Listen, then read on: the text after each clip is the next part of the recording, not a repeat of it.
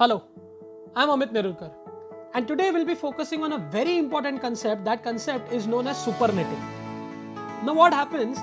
An organization needs to have 1024 devices in its network. Now, what generally happens is that it approaches ISP, and then ISP suggests it may go for class A. But friends, if you go for class A, it will connect 2 raised to 24 devices, which is not a feasible option for 1024 devices. It's 2 raised to 24 is crossing 1,67,77,216 devices. If I go for class B, still 2 raised to 16, which is 65536 devices. I only need 1024 devices. So ultimately, I'm left with an option. The organization is left with an option to go for class C. But class C connects only 2 raised to 8, that is 256 devices. So now what generally happens is ISP suggests do one thing, go for 4 different networks of class C. Say what you can see on your screen are the 4 different networks of class C. So N1 probably is 192.168.64.0/24. Now why /24? Because it is class C.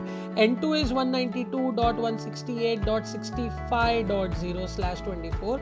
We need to take neighboring addresses itself. N3 is 192.168.66.0/24. and N4 is again 192.168.67.0/24.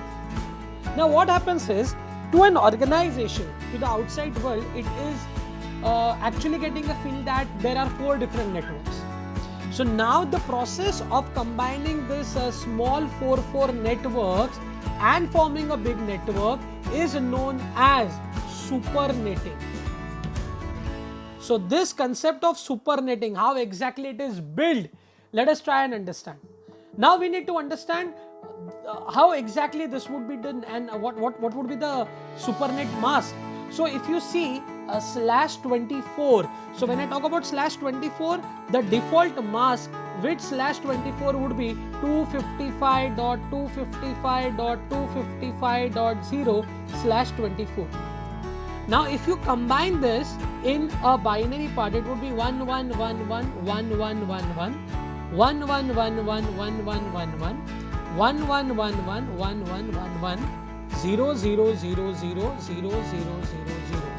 Now this is your host ID, which is of